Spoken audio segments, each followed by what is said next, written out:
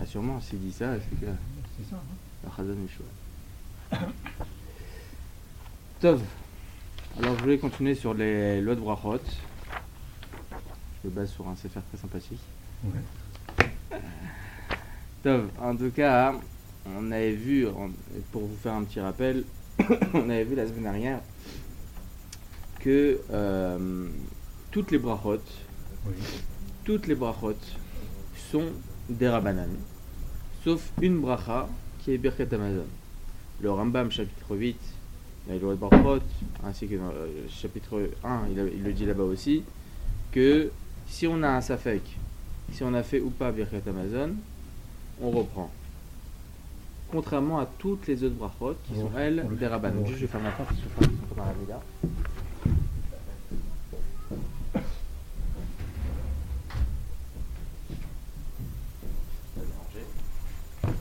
Toutes les brachot sont des Rabbanan. On l'a refait donc. Hein? On le refait. C'est pour ça que si on a un doute, si on a fait Birkat Hamazon ou pas, on refait. Contrairement à toutes les autres brachot. Si on a un doute, si on a fait ou pas la bracha sur un aliment, on a un doute. J'ai fait ou pas? Que ce soit bracha rishona ou bracha achorona, il n'y a aucune différence. Ok? On fait pas. On refait pas. On ne refait pas. Et ce qui est très intéressant, c'est que y a certains poskim qui disent si tu as un safek, ne mange pas. Selon la halakha, il n'y a pas de problème. Pourtant, on a un clal qui nous dit que tout celui qui est né, qui profite de ce monde-ci sans faire une bracha, c'est comme si qu'il avait utilisé, qu'il avait profité d'un élément qui est Egdesh, qui appartient au Beth Amikdash, et donc sur ça, il y a écrit qu'on doit rapporter un korban Meila. À quel écart qu'il y a des poskim qui pensent qu'une personne qui mange sans bracha, quand arrivera le Beth Amikdash, il devra rapporter un korban Meila. Mais il y a beaucoup d'autres poskim qui tranchent le contraire et disent comment tu peux dire une chose comme ça? C'est-à-dire, il a fait une avera, mais il ne peut pas rapporter un korban Meila sur un Issour des Rabbanan. Parce que profiter de son montier sans bracha, c'est un Issour des Rabbanan. Il n'y a pas écrit dans la Torah qu'il faut faire une bracha seulement sur Birkat Hamazon. C'est comme ça qu'il tranche le Rambam. Le Shulchan Aruch aussi il tranche comme ça la halakha, que la seule bracha deoraita c'est Birkat Hamazon. Birkat Hamazon, il y a écrit Va'achalta ve'savarata ou ve'rachta. Ok, après m'être rassasié, voilà, je suis obligé de faire la bracha acharona qui est Birkat Hamazon. Sur Birkat Hamazon elle-même, on avait vu ça une fois. Sur Birkat Hamazon elle-même, il y a une marquette qui est considérée comme deoraita. Halakha le maaseh, les trois premiers brachot. C'est pour ça que si une personne elle a un doute, si elle a 8 fait Birkat Hamazon ou pas, alors elle doit refaire le Birkat Hamazon, mais uniquement les trois premiers brachot, pas la quatrième bracha. Top. Et on avait dit qu'il y avait une marloquette justement, une marloquette justement par rapport à Birkot HaTorah. Birkot HaTorah, est-ce qu'il s'agit d'une Birkat Hamizot ou Birkot HaShevar? Est-ce qu'il s'agit d'une bracha de la Torah ou pas? Alors selon ce qu'on a dit maintenant, le Rambam, le Shulchan Aruch, il tranche qu'il n'y a qu'une seule bracha, c'est une bracha de Oraita, c'est Birkat Hamazon. Nechora, donc toutes les autres brachot, c'est des Rabbanan. Lorsque je prends mon loulav et je suis ménarnéa, ok, je le bouge mon loulav pour faire la misva de Ninouat à loulav, pour faire la misva du loulav, la bracha qui précède, c'est des Rabbanan. Toutes les brachot sont des Rabbanan. Lorsque je rentre dans ma souka pour faire les chefs basouka et pour manger, c'est des Rabbanan. La misva par elle-même, elle est de Oraita, mais la bracha qui précède, c'est des Rabbanan. Toutes les brachot qui précèdent une misva, la bracha elle-même, elle est des Rabbanan. C'est pour cela que si on a un safek, si on l'a fait ou pas la bracha, attends, j'ai fait les chefs basouka ou pas? Safek des Rabbanan la kula, safek brachot la laquelle, contrairement à Birkat Hamazon. Et donc, sur Birkat Torah Ma'adin, on l'avait rapporté la semaine dernière qu'il y a une Gemara Mefouraj dans la Maseret Brachot d'Afkaf Aleph Amud Aleph. Il y a écrit là-bas que Birkot HaTorah Minayin chez Deoraita. Birkot HaTorah, dont on voit que c'est une bracha de la Torah, elle rapporte le pasuk Kishem Hashem Ekra vous Godel Elokenu. C'est-à-dire, pour expliquer, comme ça il explique le Marsha, et vous pouvez voir dans beaucoup de Mefarshim, il se dire quoi Kishem Hashem Ekra vous Godel Elokenu, lorsque Moshe Rabbeinu il va pour enseigner au peuple juif la Torah. On va voir, Parashat Beshalach Yitro, Parashat Yitro, 10 commandements. On a vu, on va voir là-bas que lorsque Moshe Rabbeinu il va pour enseigner la Torah au peuple juif, Kishem Hashem Ekra, lorsque j'appellerai, je prononcerai le nom d'Hachem, à vous Godel Elokenu, c'est un rapport donc comme si on grandissait le nom d'Hachem, on glorifiait le nom d'Hachem. Ça veut dire quoi? Kishem Hashem Ekra, le Mefarshim explique que toute la Torah, toute la Torah, tous les mots de la Torah sont les noms d'Hachem. Il a fait mieux. Vous l'avez vu sûrement dans Dafayomi. C'est-à-dire que chaque mot de la Torah sont le nom d'Hachem. Kishem Hachem Ekra, Avu Godel Elokenu, vous devez faire le Birkot Torah. Ok, vous devez prononcer une bracha pour glorifier le nom d'Hachem. Il a fait mieux. Donc de là, on pense bien que c'est de Horaïta, une bracha de la Torah. Et pourtant, le Rambam et le Shulchan Aruch sont explicites. Ils disent que toutes les brachot sont des Rabbanan à part le Birkat Hamazon. C'est intéressant. On avait vu la semaine dernière que c'est pas seulement le Rambam qui pense comme ça, ni le Shulchan Aruch. On a rapporté aussi que le Pnei Moshe rapporte au nom du Rif et du Rosh, ainsi que beaucoup de Acharonim, il y a une vingtaine d'Acharonim qui pensent que c'est des Rabbanan, comme le Smicha Lechaim, Rabbi Chaim Faladi, le Chida. Que Birkot Torah c'est des Rabbanan, que toutes les autres brachot sont des Rabbanan, toutes les brachot sont des Rabbanan à part Birkat Hamazon et aussi Birkot Torah. A contrario, on a le Ramban, Nachmanide, qui pense lui que c'est des Horaïta, son Lagmara, et beaucoup de Rishonim pensent que c'est des Horaïta. Le Ritva, le Rashba, etc. Beaucoup de Rishonim pensent comme l'Agmara, que c'est des Horaïta. Il faut savoir qu'à la Khalema, il y a beaucoup de nafkaminot à ce sujet. Bezrat Hashem, dans le prochain cours, je rapporterai ça. Mais en tout cas, il faut savoir qu'à la Khalema, c'est Birkot Torah, c'est des Rabbanan. À quoi ça change? La première nafkamina que l'on peut voir, c'est que à partir du moment où une personne elle a un safek, si elle a fait ou pas la bracha, par exemple, vous êtes sur le chemin, vous allez arriver en retard à la tfila, vous êtes sur le chemin, vous commencez Birkot HaShachar, Birkot Torah. Vous arrivez à la tfila, où je me suis arrêté? Est-ce que j'ai fait Birkot Torah ou pas? Alors là, à la Khalema, on ne reprend pas. Pourquoi? Encore une fois, Mishum Safek Brachot Lakel. Étant donné que c'est une bracha de Rabbanan, comme ça on tient la halakha, alors c'est Safek Brachot Lakel, on ne reprend pas. Le Mishnah Berurah il rapporte un pitaron, et le mieux c'est de faire comme ça. Il dit comme ça, le Mishnah Berurah, bien qu'il tranche comme le Shahagatarié, qui eux ils pensent que c'est de Horaïta, etc. Quand bien même il dit c'est mieux de se rendre quitte par une autre personne, une personne qui lui n'a pas encore fait Birkot Torah. Et là on est yoté des Chova, il n'y a aucun problème. Il y a fait meurtre. C'est pour ça que les Ashkenazim, eux les Ashkenazim ils font en public parce qu'ils pensent que c'est un qui doit faire pour tout le monde. Ouais. C'est pour autre chose. Mais si fait pour... Nachon. Mais si Béhémet une personne ne sait pas s'il a fait Birkot Torah, alors là effectivement le mieux, le top du top, c'est de se rendre quitte par une autre personne. Midin, Shomea Keone.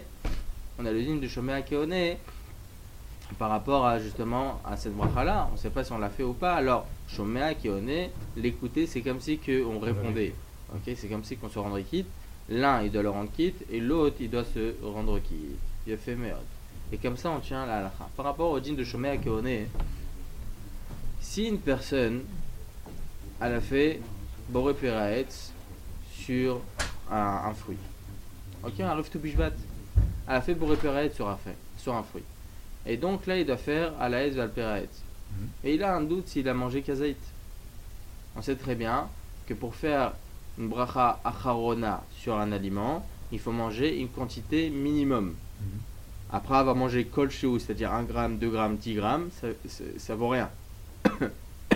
Avant de faire à la Meria, par exemple sur un mésonote, il faut obligatoirement avoir mangé 27 grammes, un kazaït.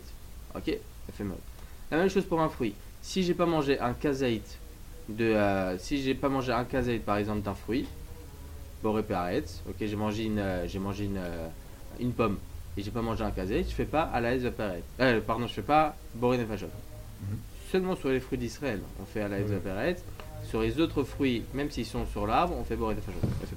Donc, en tout cas, il a un doute. Alors, qu'est-ce qu'il faut faire? C'est bien de se rendre quitte par une autre personne. Encore une fois, si on a un doute, ça fait que des rabbanan à la couleur. Pour les fruits, c'est toujours sur le poids. Uniquement le poids. Non. Parce qu'il y en a qui sont pleins de jus. Ah non, justement, il faut pas être mébalbel les gens. Il faut pas commencer à créer vraiment des polémiques à ce sujet. Il faut savoir. Halakha lema, c'est sagour. Ok, il faut que les choses elles soient fermées, que ça soit vraiment que ça soit bien défini les choses. Il faut savoir que tous les fruits, les légumes, les mésonotes, le motzi, n'importe, on les calcule en poids. 27 grammes c'est kazaït, 54 grammes c'est kapetza, gviut seuda c'est entre 209 et 216 grammes. Ok, halakha lema c'est 216 grammes, c'est bien, 216 grammes gviut seuda. Et voilà. pour les kabetzim, les kazaïs de matzot, c'est 27 grammes. Une personne qui est malade, on peut se fier à l'avis du Rambam, 18 grammes. Ok, on va pas rentrer dedans. En tout cas, à la Khalemase, c'est en poids. C'est pas en volume. Il y a un truc, un biscuit qui est plein d'air. Le méchané, dans tous les cas, c'est en poids. Beaucoup de gens vont commencer à vous dire, des rabbanim qui sont dans certaines communautés, qui vont dire qu'il faut faire attention, il faut faire en volume, il faut faire en ça. Ce sont des ashkenazim, ou bien ce sont des sfaradim qui ont appris avec des ashkenazim. À la Khalemase, c'est uniquement en poids. Il ne faut pas être mébalbel les gens, c'est que en poids. Alors, il y a beaucoup d'ashkenazim qui pensent comme ça aussi. Mais il y a certains poskim, comme le Chazonish, qui lui est rochesh, que BMet c'est en volume. Ok. Mais il ne faut pas être mébalbel les gens. Nous, on suit l'avis des poskim ashkenazim, des poskim sfaradim, et on doit tout calculer en poids. Ok. Il a fait mieux. En tout cas, si une personne a un doute si elle a mangé 27 grammes de sa pomme, alors c'est bien qu'elle se rende quitte par une personne qui elle aussi doit faire boré nefashot. Il a fait mieux. Maintenant, si la personne elle a mangé du mésonote, elle doit faire la mechia. Mais elle a un doute si elle a mangé 27 grammes de mésonote. Et il y a son ami en face à lui qui a mangé du mésonote, qui a mangé des fruits d'Israël sur lesquels il doit faire à la Esvalperetz, et qui a bu aussi du vin qu'il doit faire à la Geffen. On sait très bien à la Khalemase qu'une bracha min shalosh ça suffit pour les trois. C'est-à-dire que dans une seule et unique bracha, cet homme-là il va faire à la Mechev al-Kakala, à la Esvalperetz, à la Geffen, à la Gefna. Ok. Et il y a les trois sur une bracha. Alors est-ce que la personne qui est face à lui, la personne qui veut se rendre quitte par cette personne-là, peut se rendre quitte étant donné qu'à l'intérieur, il y a aussi à la Esvalperetz et il y a aussi à la Geffen, lui il veut se rendre quitte juste du à la Mechia parce qu'il a un doute s'il a oui ou non mangé son mésonote. Est-ce qu'il peut se rendre quitte par lui ou pas? C'est une sheila. Est-ce que le Alaez Valperetz, Valgeffen qui rapporte à l'intérieur son ami, est-ce que ça sera considéré pour lui comme étant F-sec? Il y a la Mechia, mais peut-être que Alaez Valperetz, Valgeffen, c'est aussi un F-sec. C'est peut-être une interruption dans la bracha. Par exemple, je vous donne un exemple. Lorsque vous voulez vous rendre quitte par une personne d'une bracha, vous dites Amen. On ne dit pas Baruchu Baruch Shemo. Pourquoi on ne dit pas Baruchu Baruch Shemo? Parce que c'est comme si que Shomea Keone, c'est comme si que vous faisiez vous-même la bracha. Et vous faites par exemple Sha'akol, Baruch Ata Hashem, Baruchu Baruch Shemo, Elokeinu Melech Haolam, Sha'akol Avidoro. Non, ça ne marche pas. Baruchu Baruch Shemo, c'est une interruption. C'est pour ça qu'il faut annuler complètement ce minhag-là. Il ne faut pas dire Baruchu Baruch Shemo. Ça n'existe pas. À partir du moment où on arrive en Eretz Israël et qu'on entend une bracha pour se rendre qui de cette bracha, on n'a pas le droit de dire Baruchu Baruch Shemo, c'est considéré comme étant un F-sec. Il a fait mieux. Alors est-ce que le Hetz ou bien le Hagefen qui se trouve dans ce Alamiria là, dans cette bracha de Mein Shalosh, sont considérés comme étant un F-sec? C'est une sheila qui sont rapportées dans les postes. Du fruit. C'est boré nefashot. Oui, boré nefashot. Mais maintenant la personne elle a mangé du mésonote. Elle a mangé du mésonote. Elle ne sait pas si elle a mangé 27 grammes. D'accord. Mais si elle a mangé un fruit, elle ne sait pas si elle a mangé le chiour, donc Birkat Min Shalosh ne va pas. Non, ça marche pas. D'accord. Là, on parle d'une. Non, exactement, ça marche pas. Si là, on a un doute. Est-ce que pour le voilà, exactement. Elle a mangé mésonote. Est-ce qu'elle peut se rendre quitte? Arrête le haletz qui est à l'intérieur, le halagefen qui se trouve à l'intérieur du halameriat de la Birkat Min Shalosh font office de F-sec. Il y a une marloquette par rapport à ça. Est-ce qu'on peut se rendre quitte? Je vous dis ça entre parenthèses par rapport au din de Shomea Keone. Qu'on se rend quitte par une tierce personne lorsqu'on a un doute sur une bracha, par exemple, ou bien sur Birkot HaMitzvot, par exemple. Avant la Megillah, Bezrat Hashem pour Purim, on se rend quitte par le Shalat Tzibour, quand il va faire la bracha. Ok, Birkot HaTorah, la Birkot, les Birkot comme par exemple le Kiddush, ok, on se rend quitte par le Balabait, ok. Là, pour cela, la personne elle veut se rendre quitte parce qu'elle a un doute si elle a mangé donc 27 grammes. Est-ce que donc elle peut se rendre quitte étant donné qu'à l'intérieur du Alamechia va se trouver aussi à la Hez et aussi à la Geffen? Il faut savoir qu'à la Khalemase, je dis à la Khalemase mis à part tout ce qu'il y a autour, il y a beaucoup de marloquot, de discussions à ce sujet. Il faut savoir que selon la halakha, on peut se rendre quitte parce que le din de Shomea Keone, se rendre quitte par une tierce personne, moi je me rends quitte de quel bracha? De Alamiria. Je pense pas du tout à la Hetz et je pense pas du tout à Geffen. Donc pour moi, c'est pas considéré comme étant une interruption, c'est comme si il y a eu une parenthèse sur lequel je me suis pas rendu quitte par rapport à ça, lui, c'est comme si qu'il avait continué la bracha sans avoir ajouté ces deux passages-là en plus. Ok, c'est pour ça que la formation peut se rendre quitte. Ça, c'est par rapport au dit de Shomé Akeone. Donc, intéressant. voilà, c'est très intéressant. Et beaucoup de chélotes comme ça, et aussi c'est très intéressant hein, parce que ces dynimes-là vont s'appliquer aussi sur beaucoup d'autres halachot, qu'on verra par la suite. Mais en tout cas, une personne qui a un doute sur Birkot Torah, alors c'est bien qu'il se rende quitte par une tierce personne. Il ne répondra pas Baruch Hu Baruch Shemo, il se rendra quitte directement, il répondra juste et uniquement Amen. Il a fait, mais ça c'est par rapport à cela. Donc le doute, dans le doute, on se rend quitte par une autre personne. S'il n'y a pas d'autre personne, il ne faut pas refaire la bracha parce que ça fait brachot la hakel. Et c'est comme ça qu'on tient la halacha. Il faut savoir justement hein, que les femmes aussi font cette bracha. Les femmes aussi font Birkot Torah. Pourquoi? Le Rambam y tient, hein, et là on l'a vu la semaine dernière, je ne veux pas rentrer dans le sujet parce que ça a pris quand même pas mal de temps à développer ce sujet-là. Il faut savoir que le Rambam, le Shulchan Aruch et tous les poskim qui pensent que c'est Darabanan, ils pensent que cette bracha c'est une Birkot Hamizvot. Et toutes les brachot qui concernent une mitzvah, qui précèdent une mitzvah, que ce soit une mitzvah d'Oraita ou Darabanan, la bracha elle sera Darabanan. Donc c'est pour ça qu'eux ils pensent que Birkot Torah c'est une bracha que l'on fait avant d'accomplir une mitzvah. Quelle mitzvah de Birkot Torah? La mitzvah d'étudier la Torah. Ok? La mitzvah d'étudier la Torah. C'est pour cela que juste après Birkot Torah, on fait 3 psukim des Birkat Kohanim pour accomplir directement la mitzvah de Limud Torah. Il a fait mal. Alors pourquoi une femme elle doit faire? Une femme elle est exemptée. Une femme elle est exemptée de Limud Torah. Une femme elle est exemptée de Limud Torah. Alors pourquoi elle doit faire la bracha de Birkot Torah? Il y a écrit comme ça Vnechem, que l'on doit apprendre à nos enfants, à nos fils la Torah. Vnechem velo vnotechem, pas à vos filles. Les femmes elles sont exemptées de la Torah. Il y a écrit comme ça dans la Maseret Brachot. Akadosh Baruch Hu nous a donné le Yetzara, il nous a donné aussi le Tavlin contre ce Yetzara. Ok, il nous a donné donc les épices pour aller à l'encontre du Yetzara. C'est quoi les épices? L'étude de Torah. Ok, le Yetzara il est là et les épices qui contrera le Yetzara pour nous empêcher donc à ce qu'on fasse des Averot, c'est le Limud Torah. Alors juste après, la Gemara pose la question, mais Maïzarchian Nashim, les femmes, par quoi elles méritent justement de contrer ce Yetzara? Et qu'est-ce qu'elle va mériter aussi en Lamaba?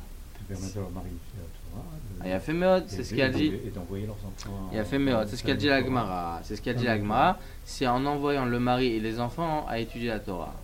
Lorsqu'on voit, imaginez-vous ici en Israël, même en Khouslare et de Méchoné, mais en Eretz Yisraël où il y a plein de yeshivot, où les femmes envoient leurs enfants étudier la Torah à 13 ans, 14 ans, 12 ans, même avant.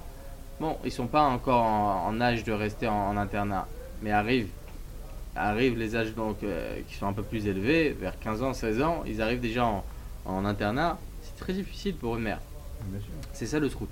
C'est ça le srout, de laisser les enfants partir et qu'ils aillent étudier la Torah, c'est le principal. Alors là, c'est leur mérite à eux. Et aussi, demander au mari, il vient manger le soir, après une journée de travail harassante. Il vient manger le soir.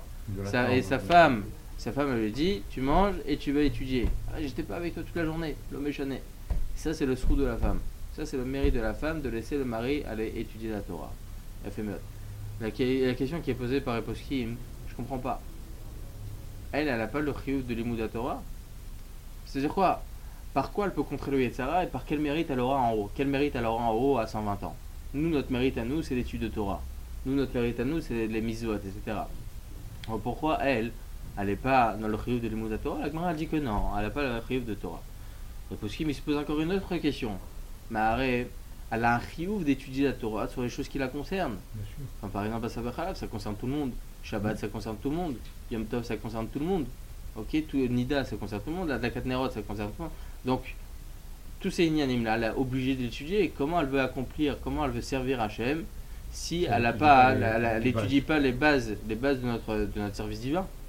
Ok, le Shabbat, elle est obligée de savoir Ilchot Mouksé, obligatoire. D'ailleurs, c'est très important à ce qu'il y ait des séminaires comme ça, ou bien même des shiurim pour les femmes, et pas seulement des shiurim de Hashkafa. Ouais. À un certain moment, il faut mettre une parenthèse avec la Hashkafa. Ok, c'est très important, c'est vrai, mais donner aussi à ces femmes-là beaucoup d'halachot. Arrive à la maison et je me suis trompé ça, et j'ai utilisé un couteau de lait, un truc de ça. Alors comment faire? Le nombre de questions qu'on reçoit par rapport à ça, vous pouvez même pas vous imaginer. Mais il y a C'est de très plus en plus important. de cours de halakha. Le cours d'Halakha, mais beaucoup De moins pour les Ashkafa, femmes. Beaucoup moins pour les femmes. Et je sais que la halakha, c'est pas. Les gens ils sont pas nimchar, ok? Ils se raccordent pas à ça, ok? Et c'est l'Yetzara. Justement, c'est le Yetzara. Le Yetzara, il est là pour contrer la personne à ce qui s'évolue Non, en. il faut qu'elle. Même la femme, même la femme. Alors là, pour le coup, on a une égalité hommes et femmes à 100%. Autant l'homme, autant la femme, on doit tous étudier la même chose. Attention, pour les femmes, il y a certaines choses qu'il ne faut pas étudier. Mais en tout cas, la halachot, il faut obligatoirement étudier, que ce soit pour l'homme ou pour la femme. Donc, en fin de compte, pourquoi elle ne se rend pas dans le pourquoi elle n'a pas de srout justement d'étudier la Torah? Elle a un chiyuv d'étudier la Torah. Et pourquoi ça ne sera pas ce mérite-là qu'elle aura en haut à 120 ans? Alors, les Mefarshim, ils expliquent qu'en réalité, cette étude-là qu'elle a à faire, c'est comme, voilà, vraiment la Avdit Ben Kodesh Lechol, une personne qui étudie la théorie donc pour le code de la route. Il utilise le code de route pour justement ne pas faire d'accident, ok, pour pouvoir avoir son permis de conduire. La même chose, la Avdit Ben Kodesh Lechol, une femme, en fait, elle étudie toutes ces halachot-là pour pouvoir servir Hachem, pour pouvoir faire le Shabbat comme il faut. C'est pratique, en fait, c'est technique. C'est pas comme nous, on a le chiyuv de l'Imoud Torah et on a une misva d'étude de Torah. Elle, c'est au niveau pratique. Technique, ok, c'est technique. Elle est obligée de vivre comme ça. On est obligé de vivre avec la Torah. Elle est, hein? Elle met en pratique tous les jours. Ouais, exactement. On met en pratique. Elle met en pratique. Elle est obligée d'étudier au niveau technique, ok, toutes les choses qui se trouvent dans Bassar Bachala, Moksé, etc. Donc, elle n'a pas le chiyuv de l'Imoud Torah. Donc, en fin de compte, comment elle peut faire Birkot Torah? Alors, on sait très bien qu'une femme qui est ptoura d'une misva, même si elle veut l'accomplir, Chazak ou Baruch, elle ne fait pas la bracha. Comme les mitzvot qui dépendent du temps, ok, qui mitzvot asechas ben grama, qui dépendent du temps, que les femmes elles sont exemptées, si elle veut l'accomplir Chazak ou Baruch, mais elle ne doit pas faire de bracha sur ça. Il a fait merde, elle peut totalement faire la bracha du lulav, mais sans bracha. Ok. Donc, comment une femme qui est aussi ptoura du Limud Torah, ok, elle peut faire la bracha, Birkot Torah. On sait très bien, la Chalem Maaser doit faire la bracha, Birkot Torah. Elle est chayevet de faire Birkot Torah. Pour ça, entre parenthèses, je le dis aussi, une femme, elle doit faire Birkot Shachar, une Birkot Torah. C'est bien qu'elle continue directement Shacharit. Il faut savoir que le Shacharit d'une femme, c'est pas la même chose que celui d'un homme. Beaucoup font Alléluia, etc. C'est pas du tout obligatoire pour une femme. Une femme, l'obligation qu'elle a, c'est de faire une fila par jour. Et si elle veut faire Shacharit, elle fait Birkot Torah, Birkot Shachar, Birkot Torah. Elle fait directement Kriyat Shema et la Hamida. Pas plus, pas besoin de faire plus, pas besoin de faire plus. Si elle veut faire plus, c'est encore mieux. Hein? Pas selon tous les hommes. Moi je vais selon Ravodia. Selon Ravodia à 100%, selon Shulchan Aruch, c'est ça. La tefila d'une femme Shacharit, c'est comme ça. Une fila par jour. Une fila par jour, une fila par jour. Si elle veut faire plus, elle peut faire plus dans Shacharit, il n'y a aucun problème.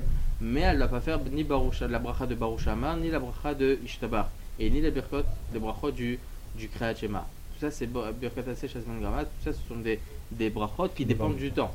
Toutes les brachot qui dépendent du temps, une femme, elle est Torah, et si elle veut le faire, toutes les mitzvot qui dépendent du temps, elle peut le faire, mais sans bracha. Et là, elle ne doit pas faire le nom d'Hachem parce que ce sont des brachot qui dépendent du temps. Il a fait mieux.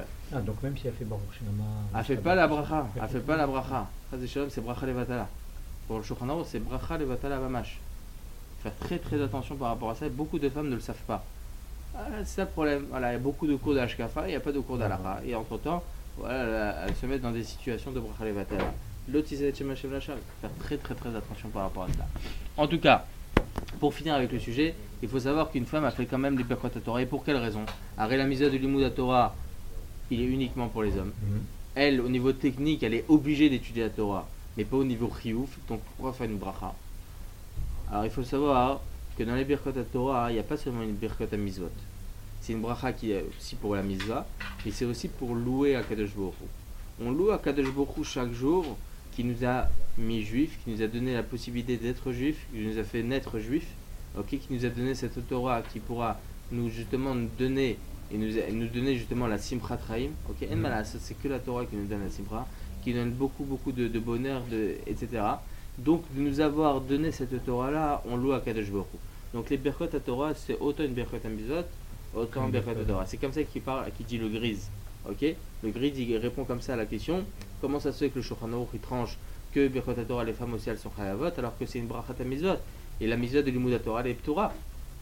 Alors comme ça il répond le Grise et comme ça il le rapporte dans le Yabi Omer que Behemet, il y a autant Birkot à Shevar, autant Birkot à Mizot à l'intérieur. Juste pour finir sur un dernier petit point, si tout Bijvat, à tout Bijvat, vous avez des Boré Peretz, Boré Peradama, Shakol, etc. Sur les Ashkenazim, on a un seder de Magaesh. Donc c'est Motzi, Mezonot, Geffen, Aetz, Adama, Shakol. Ok, pour les Sfaradim, on n'a pas ce seder là. On n'a pas ce seder là. Ça, ce sont les Ashkenazim. Si on fait un moti, effectivement. Ouais. Si on fait un moti, on ne fait pas du tout ni Mezonot. Par contre, Boré Peretz et Boré Peradama, on fait. Ok, sur les fruits, on fait. Mais il faut savoir que si on a mangé du Mezonot. Birkat et faire Mezonot après. Alors, si on fait Birkat, effectivement, ça on en parlera Bezrat Hashem dans un autre cours. Mais en tout cas, si maintenant on a un seder de Mezonot à Aetz, Adama, Shakol, alors sur les Ashkenazim, on fait Mezonot, Geffen, Aetz, Adama, Shakol. Alors que pour les Sfaradim, on n'a pas ce seder. Si une personne veut le faire, t'as la bracha, mais en tout cas, selon le Shulchan Aruch, c'est selon ce que l'on désire. Ok, selon ce que l'on désire, ce que l'on préfère. Si j'ai envie de commencer par la banane, parce que j'adore la banane, j'ai envie de commencer à ce moment-là par la banane, tout à fait le droit. Non, alors justement, c'est pour ça que j'ai dit Aetz normal. Ouais. Si vous avez un fruit d'Israël et un Adama, alors effectivement, là, on commence par le fruit d'Israël. Et là, il y a une hiérarchie. Là, il y a une hiérarchie. Si vous avez un Boré Peretz, si vous avez un fruit avec Shechianu, alors vous commencez tout d'abord par le fruit de Shechianu. Vous faites la bracha de Boré Peretz et ensuite Shechianu et Keimanu. C'est pas considéré comme un FSEC parce que c'est la bracha qui concerne ce fruit-là. En ce moment, c'est Shechianu pour ce fruit-là. Faire attention par rapport à Shechianu que ce ne sont pas des fruits qui ont été congelés. Il y a beaucoup de fruits aujourd'hui qui sont congelés pour les garder pour une certaine saison. Et ça, sur les fruits de saison qu'ils ont poussé maintenant, c'est la première fois qu'ils ont poussé dans l'année. Ok, sur ça on fait la bracha de Shechianu. Si on les a déjà mangés dans l'année, on ne fait pas la bracha de Shechianu dessus. Ok, donc faire attention par rapport à cela et Bezrat Hashem on continuera sur ce sujet dans les cours suivants. Petite question. Allez-y. Enfin, il m'a demandé ce Shabbat. Et maintenant, il m'a donné une question comme un doute. Quand j'ai fait mon repas de Shabbat, oui, d'accord, qui est cuit. Mon tagine, n'importe quoi, qui est cuit. Et je le mets sur le platin, mais j'ai peur qu'il brûle. Il est cuit le plat. Est-ce que je peux rajouter de l'eau? Non, interdit. À partir du moment, même de l'eau du kumkum, c'est interdit de rajouter dedans. Parce qu'elle m'a dit j'ai peur qu'il brûle. Mais le plat est cuit. Le méchant, l'eau, il faut savoir. Si vous le mettez sur la plata, ça va arriver à ébullition. Le méchant, ça va arriver à Yad Soledetbo du moins. Yad Soledetbo, c'est à peu près 45 degrés, entre 40 et 45 degrés. Le Ravadi, il ne rapporte pas vraiment une température. Mais en tout cas, ça va arriver à Yad Soledetbo. À partir du moment où ça arrive à Yad Soledetbo, Yesh Bishloach Habishou Bela. Interdit formellement de rajouter de l'eau dans une dafina. Ça, c'est Shulchan Aruch. Si Manresh nous Gimel, c'est Udalet, il rapporte là-bas. On n'a pas le droit de rajouter. N'importe. Il y a une sauce déjà. Même s'il y a déjà une sauce, étant donné que l'eau maintenant va apporter quelque chose de supérieur et va rendre le plat meilleur. Ok, le liquide il va devenir mistamek ve'afelo et là ça devient interdit. Yesh bishulach habishou bela. D'accord. Moi c'est ce qui me semblait, mais je ne savais pas trop l'expliquer pourquoi. Ouais. Si vous voulez, Bezrat Hashem, le prochain cours, je vais essayer de préciser par rapport à cette question. Parce que je sais pas quand je bon, Bezrat Hashem, je vous préviens. Ouais, Bezrat Hashem, allez. Baruch Adonai Le'olam, amen de amen.